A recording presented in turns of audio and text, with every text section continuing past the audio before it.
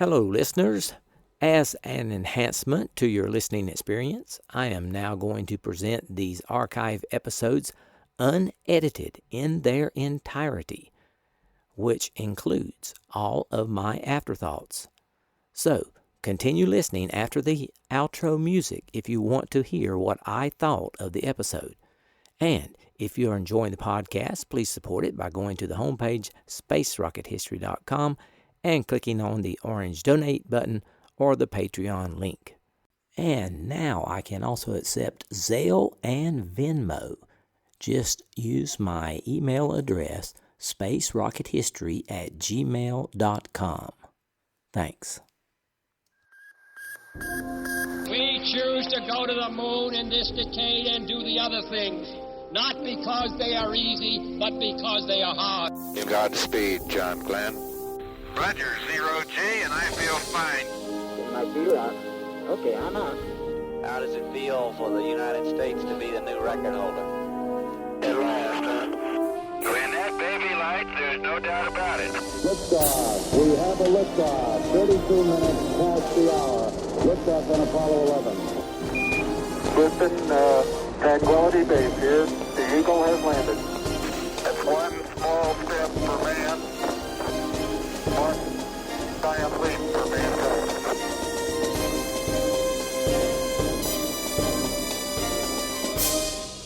Hello and welcome. This is Michael Annis, and you're listening to episode 226 of the Space Rocket History Podcast. And now, Apollo 11, Moon Launch. While Armstrong and Aldrin were on the moon, every 2 hours the Columbia Command Module circled the moon in silent passage with its lone occupant, Mike Collins. The command module was close quarters for 3 men, but with Armstrong and Aldrin gone, it was almost roomy. Collins folded up the center couch and stowed it underneath the left-hand seat so that now there was a clear aisle from the side hatch to the lower equipment bay.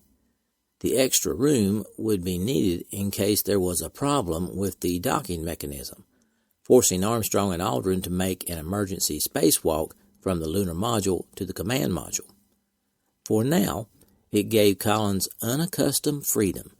He scurried from his couch to the lower equipment bay and back again, checking systems, making navigational sightings, and attending to a host of housekeeping chores. Command Module number 107, the spacecraft he had nursed through its checkout at Downey, California, and piloted across nearly 250,000 miles, was purring along without a single malfunction.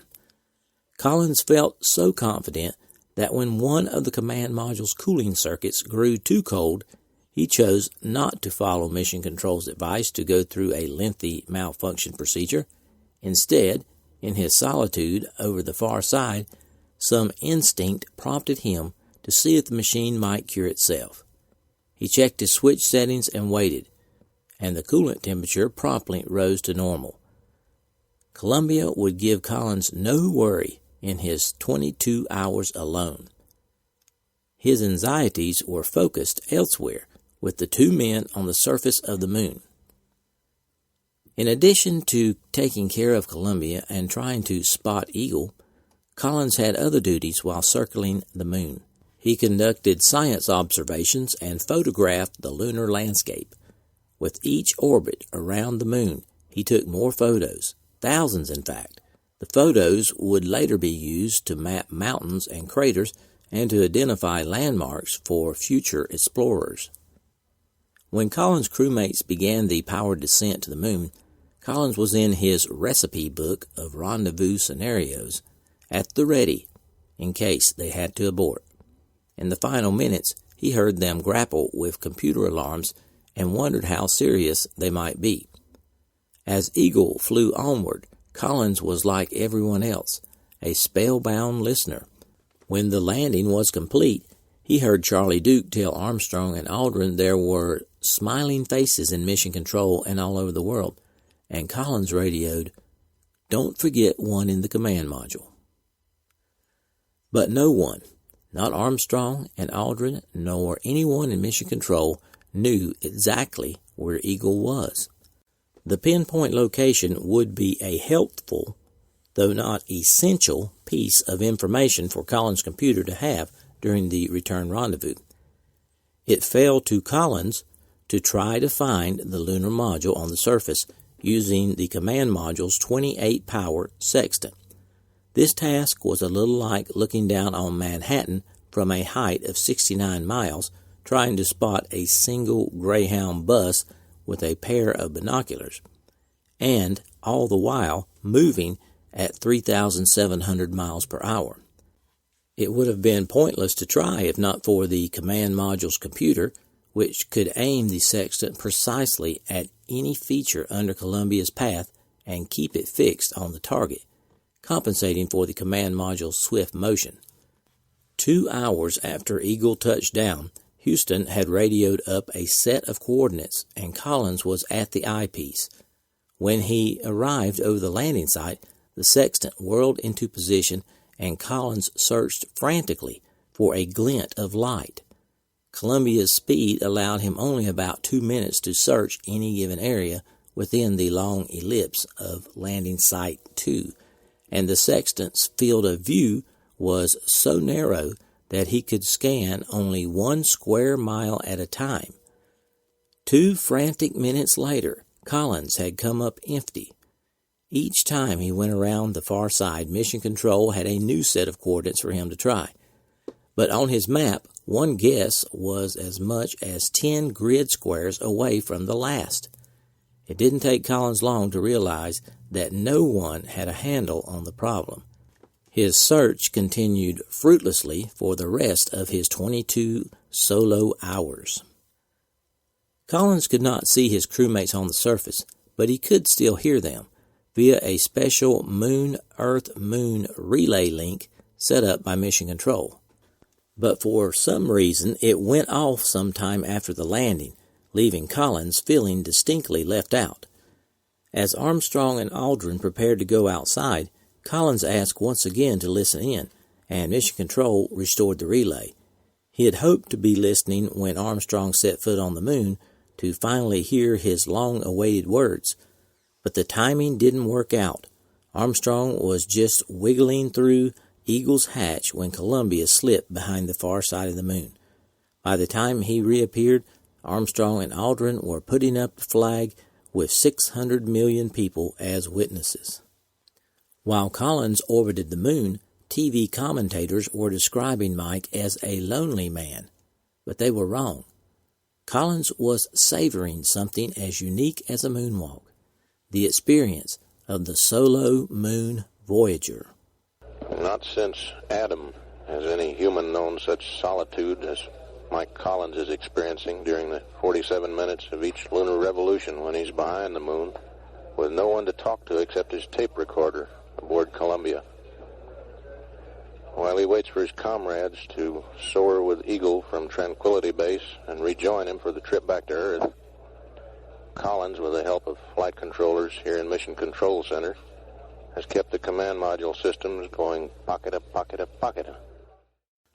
Collins moved through a continual succession of sun-drenched lunar day, soft earth light, and unyielding blackness. For 48 minutes out of each orbit, from loss of signal to acquisition of signal, he knew a solitude unprecedented in human history.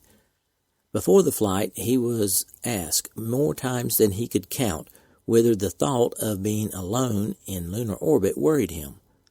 No, he answered, I like being with myself. To a fighter pilot, it was the essence of flying, alone in your craft, in control of your craft. It was nothing less than the purest form of freedom. There were lonelier places than the far side of the moon, and Collins had seen them. He had taken an F-86 over the Greenland ice cap in the dead of winter, hundreds of miles from rescue in the event of an emergency, and felt more anxiety than he did orbiting the moon. His minutes over the far side were his quiet time, a respite from the constant chatter of Mission Control on the radio. He was anything but lonely. Still, no human had spent so much time orbiting the moon alone.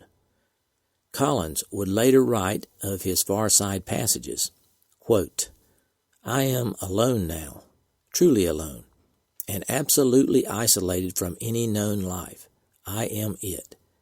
If a count were taken, the score would be 3 billion plus 2 over on the other side of the moon, and 1 plus God knows what on this side. I feel this powerfully, not as fear or loneliness, but as awareness, anticipation, satisfaction, confidence, almost exultation. I like the feeling." End quote. In the early hours of Monday morning, Mike Collins circled, worked, and waited for Monday's moment of truth, when the real success of this mission, getting Armstrong and Aldrin back, would hang in the balance. As Neil and Buzz settled in for the night in Eagle, Collins was finishing up his own very long day, covering the windows, turning out the cabin lights, and thinking of his days as an altar boy in the National Cathedral in Washington, D.C., when he used to snuff out the altar candles after a service. Before the flight, he had thought he might have some misgivings about going to sleep if there were a problem on board, but Columbia was working like a marvel, and he drifted easily into weightless slumber. This is Apollo Control, 120 hours, 59 minutes, ground elapsed time. We've called the spacecraft Columbia from Mission Control here to wake up Mike Collins. The network is configured so that the LIM crew, or Eagle crew, will not be disturbed.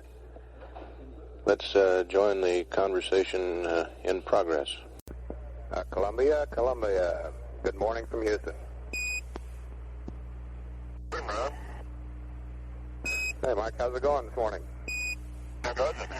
Hey, real fine. You're saying... How's it going with you? Real fine here.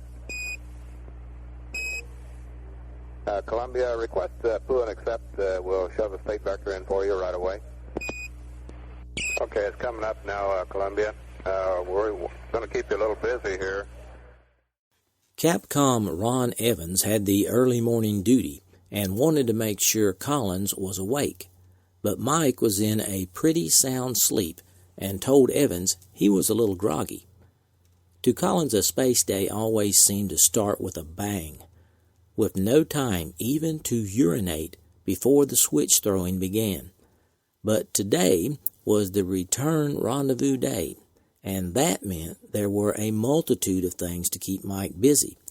He had to enter approximately 850 separate computer keystrokes, so there would be 850 chances for him to make a mistake. Of course, if all went well with Eagle, then it didn't matter too much, as Collins would simply remain in his constant orbital path. But if any one of 1,000 things went wrong with Eagle, then Collins would become the hunter instead of the hunted. So he had to maintain a state of readiness all day long. Neil and Buzz were scheduled for liftoff in slightly over 3 hours. Ron Evans had not even awakened them yet. He wanted Collins to get a head start on them by tracking a lunar landmark one last time to update Columbia's computer prior to Eagle's liftoff. By the time Neil and Buzz got up, Collins had whizzed on by them and would be halfway through breakfast, fully awake. Meanwhile, on the moon, Armstrong was absolutely still, his weight next to nothing, almost floating, and he resisted awakening from such comfort. But he was cold, too cold to sleep. He thought about it, resting there in that wonderful consciousness of half asleep and half awake. He refused to open his eyes. He would just shiver and listen to the sounds that were trickling, whispering, humming, along soft but persistent, an endless mechanical and electronic brook. But ignoring it did not answer the question. Where was he? Neil slowly opened his eyes and could gradually see his surroundings. He focused on the sounds of the bubbling brook, glowing circles, numbers, letters, buttons, and he saw Buzz standing at the window looking out. At what? The moon, Armstrong scolded himself. You are on the moon. You were walking on it just hours ago. At 121 hours 40 minutes mission elapsed time, Capcom Ron Evans radioed the wake-up call to Eagle. Tranquility Base, Houston, over. This is Apollo Control. Let's join the call to Tranquility Base. How is it resting standing up there? Did you get a chance to curl up on the engine can? Roger. Neil has rigged himself a really good hammock with a weight tether, and he's been lying on the at an engine cover, and I curled up on the floor. Over. Roger, copy, Buzz. Got a couple of changes to your surface checklist here, and in general, what we're going to want you to do is a P-22 tracking the command module for one last hack on your position there. And this will be, in other words, P-57, P-22, and then to press on with the checklist. And the rest of them are a couple of minor changes in the checklist. The main one being that we do not want the rendezvous radar on during the ascent. And we think that this will take care of some of the overflow program alarms that you were getting during descent. Neil and Buzz hadn't anticipated that with the shades in place and all the systems turned off, there would be no source of heat in the cabin. By the time they realized what was happening, it was too late. There was no way to fix it. The oxygen flowing into their spacesuits only made them colder. So they laid in their spacesuits, shivering, hoping the cabin oxygen might be warmer. They took off their helmets, but that only let in the high-pitched whine of the lunar module's coolant pumps. But despite the cold and shivering, Neil had managed a couple hours of sleep. Buzz told Mission Control that Neil had rigged himself a really good hammock from the waist tether and made him a bed on the ascent engine cover. Mission Control replied, "Great, tell him to grab a little breakfast. He has some flying to do." Capcom Evans had also instructed Neil and Buzz to make sure the rendezvous radar was turned off at the beginning of their ascent. Buzz wasn't too happy about that, as he preferred having it on just in case of an emergency. But at the time, he had not yet learned that it was the rendezvous radar that had overloaded Eagle's computer during landing. But Buzz acquiesced to Mission Control and turned the radar off. Until now, they had been focused on reaching the moon, landing, taking a walk on its surface, setting up experiments, exploring, and gathering evidence. Now that they had done that, and their lunar bounty was on board, job one was to fly back to Earth and land near the aircraft carrier Hornet in the Pacific. Then they'd meet the President. But first, they had to launch from this dead world and rejoin Columbia in orbit. At Mission Control in Houston, there was quite a crowd of people hunched around every available console. Jim Lovell, Neil's backup, came on the radio with some unaccustomed formality. "Eagle and Columbia, this is the backup crew. Our congratulations for yesterday's performance, and our prayers are with you for the rendezvous. Over." Both Neil and Buzz thanked Jim, and Collins added, "Glad to have a big room of people looking over our shoulder." Eagle and Columbia, this is the backup crew. Our congratulations for yesterday's performance, and our prayers are with you for the rendezvous. Over. Glad to have all you big room full of people looking over our shoulder. We had a lot of help down there, Jim. Mission Control had everything running smoothly, with one exception. After the moonwalk, when climbing back into the Eagle, one of the astronauts' backpacks brushed against the lunar module's ascent arm circuit breaker and broke it. And to make matters worse, Neil and Buzz had thrown out practically all their tools in the interest of less weight, ensuring they would have enough boost to reach Columbia. After examining the circuit breaker more closely, Buzz thought that if he could find something in the lunar module to push into the circuit breaker, it might hold. But since it was electrical, he decided not to put his finger in or use anything that had metal on the end. But he had a felt-tip pen in the shoulder pocket of his suit.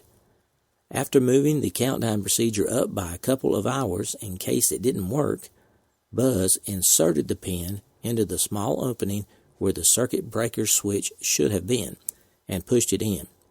Sure enough, the circuit breaker held. Tranquility, Houston, for your information, the circuitry looks real fine on that Ascent engine arm circuit breaker. Roger. I don't think I could get it out now if I wanted to. Roger, we copy. With the circuit breaker problem solved, Neil and Buzz performed an intricate series of star sightings through Eagle's telescope, ascertaining their position by several different stars, including Rigel, Navi, and Capella, to align Eagle's guidance platform prior to liftoff. By averaging their readings, they would know what kind of orbit they needed to rendezvous with Columbia. Tranquility Base, Houston.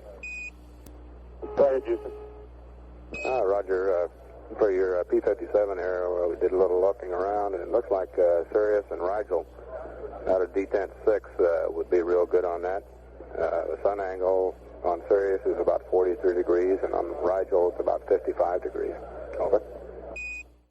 At 12:52 p.m. Houston time, Armstrong and Aldrin stood side by side at the Eagle's controls, helmets and gloves locked in place. The first launch from another world was 2 minutes away. The Ascent engine, hidden under the can-shaped cover behind them, had only 3,500 pounds of thrust, but that was enough to propel the Ascent stage from the lunar surface into orbit. It was another of Apollo's engineering marvels, for it was even simpler in design than the Service Propulsion System engine.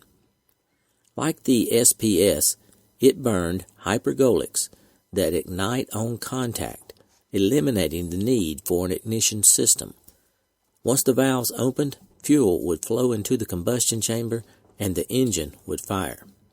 And it had to fire. There was no backup for the Ascent engine.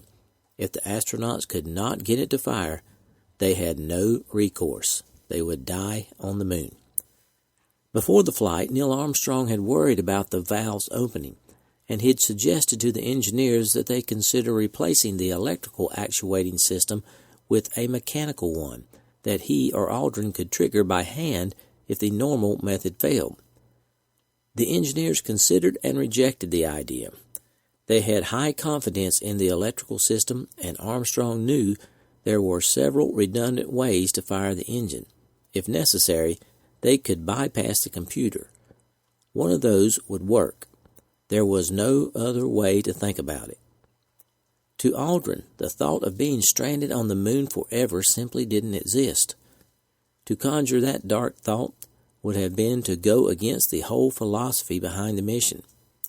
Everything had been stacked to ensure their survival, and now, as he and Armstrong followed the checklist through the final minutes of their launch countdown, Aldrin assumed that at 0 the lunar stillness would yield to the power of a rocket come to life. But inside Columbia, Mike Collins could not be so confident. Lunar orbit seemed remarkably safe compared to the spot Armstrong and Aldrin were in, perched motionless on the surface with a single rocket engine to lift them off. They belonged to the moon. Not only did the engine have to work, it had to work long enough for Eagle to reach some kind of orbit. Collins was prepared to rescue them if they couldn't make it all the way up to 69 miles. He could drop down to 50,000 feet, but not too much lower than that. Some of the lunar mountains were 20 or 30,000 feet high, and now, as he waited for liftoff, Collins could no longer push aside his darkest fears. Collins wrote, quote, "My secret terror for the last 6 months has been leaving them on the moon and returning to Earth alone. Now I am within minutes of finding out the truth of the matter. If they fail to rise from the surface or crash back into it, I'm not going to commit suicide. I am coming home forthwith, but I will be a marked man for life, and I know it. It's almost better not to have the option I enjoy." End quote. As Armstrong and Aldrin made their final preparations for leaving the moon, Collins listened and sweated out the most anxious moments of his career. Rate scale 25. Add translation 4 jet. Balance couple on. DTCA jet. Stop push button reset. Board stage reset. Deadband minimum. Add control to mode control. Mode control auto. Both. Crew of Eagle going through their pre-ignition checklist. We're standing by for 2 minutes to go to guidance steering in the Ags. Eagle Houston, you're looking good to us.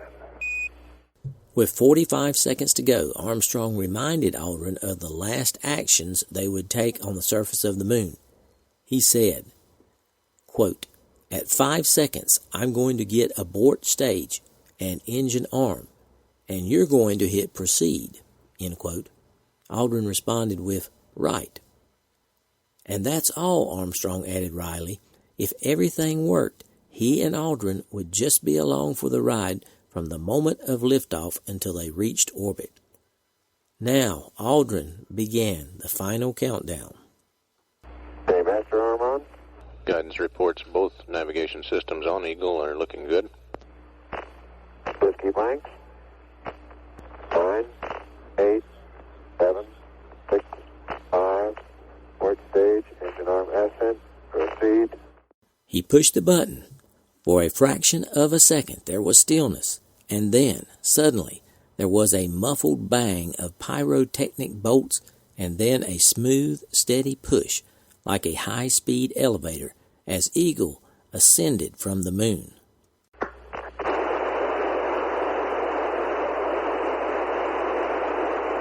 Beautiful. 26, 36 feet per second up. 5 for the pitch over.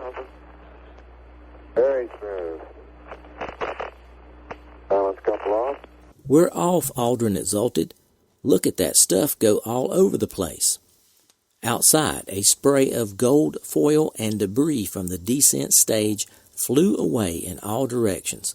The flag toppled to the dust, and the Sea of Tranquility fell away as Eagle ascended quietly, headed for lunar orbit.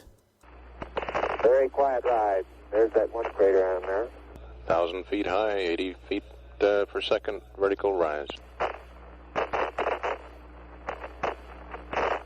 Eagle Houston, request manual start override.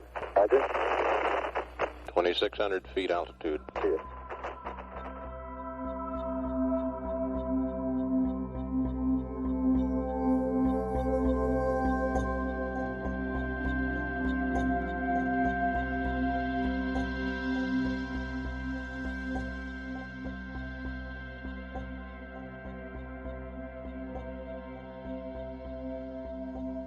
Salutations from the Buckeye State. This is Michael Annis, your host, and I wanted to say thanks for listening to episode 226 of the Space Rocket History Podcast, entitled Apollo 11 Moon Launch. I hope you enjoyed this episode. It was a pleasure to bring it to you. I want to give a big shout out to all my longtime listeners. Thanks for staying subscribed, and extend a warm welcome to my new listeners. I'm glad you're here. Make sure you sign up for the email list and connect with me on Twitter and Facebook. You can do all that, as well as download every episode of the podcast on the homepage, spacerockethistory.com. In case you haven't heard, there is a new RSS feed for the first 14 episodes of the podcast. You can find it on the homepage on the right side of the page. This means that the first 14 episodes are once again available on iTunes, Stitcher, Google Play, and all your favorite podcatchers. To find the podcast there, search for Space Rocket History Archive. Plan to add 4 or 5 more episodes to the archive this month as bandwidth provides. Today, we salute my Patreon donors. Patreon donors give a small amount monthly to support the podcast. Thanks, Patreon donors who honored your pledge this month.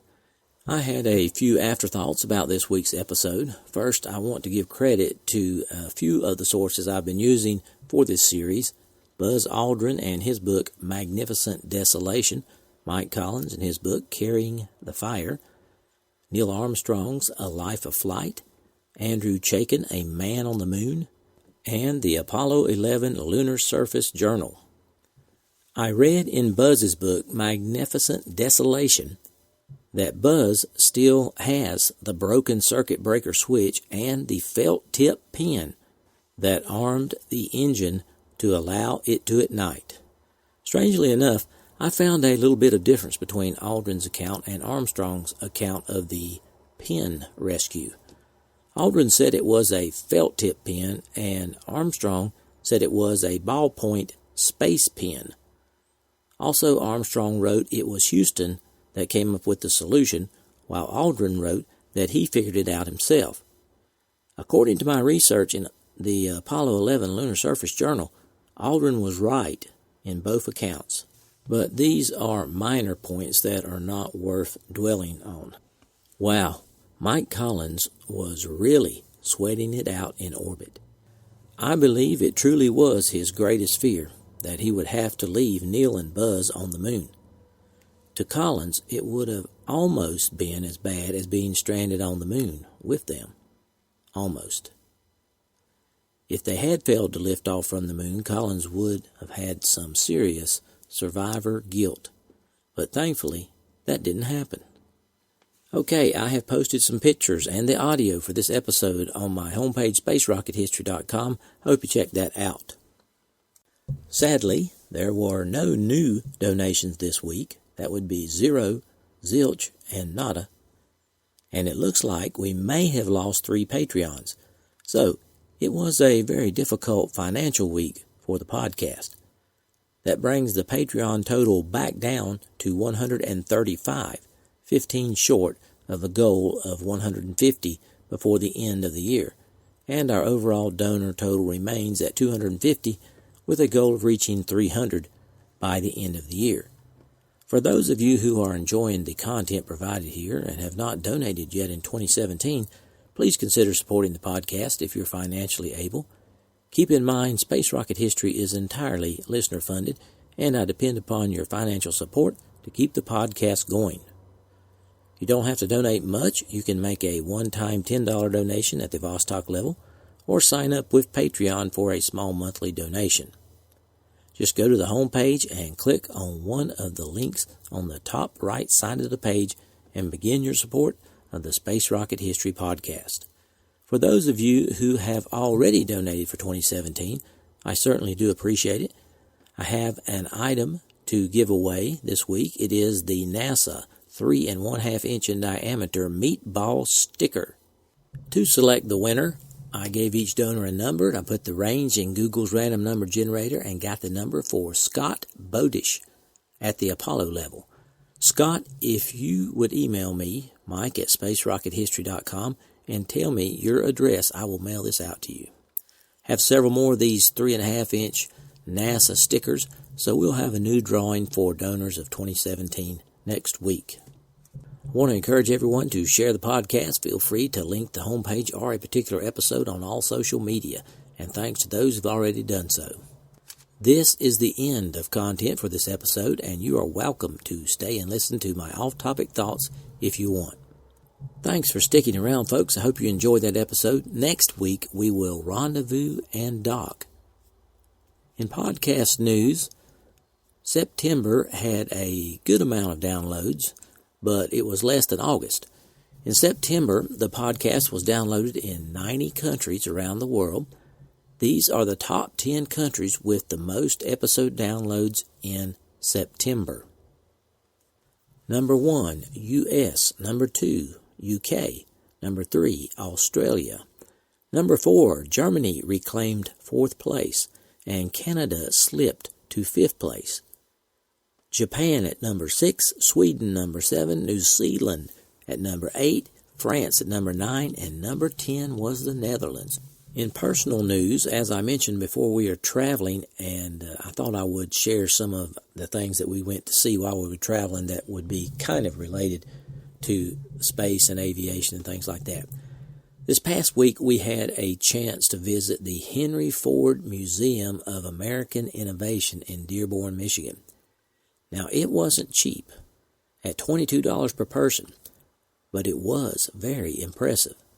The first thing I viewed was the presidential cars. They had the car President Reagan used after Hinckley shot him in 1981. It was a Lincoln model, 1972 model. Then I viewed Kennedy's car that he was assassinated in, which was a 1961 Lincoln. And they also had Franklin Roosevelt's 1939 Lincoln there. So after I viewed that, I moved on to the railroad exhibit, where I viewed and climbed inside the biggest steam-powered locomotive I have ever seen. It was huge. Then they had a wonderful section called the Driving America section. It had cars that were innovative over the past 100 years, and there were a lot of cars. And if you want to see that whole section and go slow, I mean, you can read. Each car has a little placard and you can read about it. It'll take some time, but it was good. I thoroughly enjoyed those cars. Then there was a section called Heroes of the Sky, and they had pretty much the requisite DC-3 and Ford Tri-Motor, things like that. Other sections in the museum that I haven't mentioned so far are Made in America, and then there was the Dymaxion House, which was very interesting, and a section called Mathematica, and a section called Fully Furnished, and a section called Agriculture. So if you take your time, it will take all day to experience this museum. And that was just the museum. I didn't have time to visit the Greenfield Village and the Ford Factory Tour, which were available for more money. So this museum was excellent and well worth the visit. Okay, that is about all I have for this week. I will try to have episode 227 ready by next Thursday. So long for now.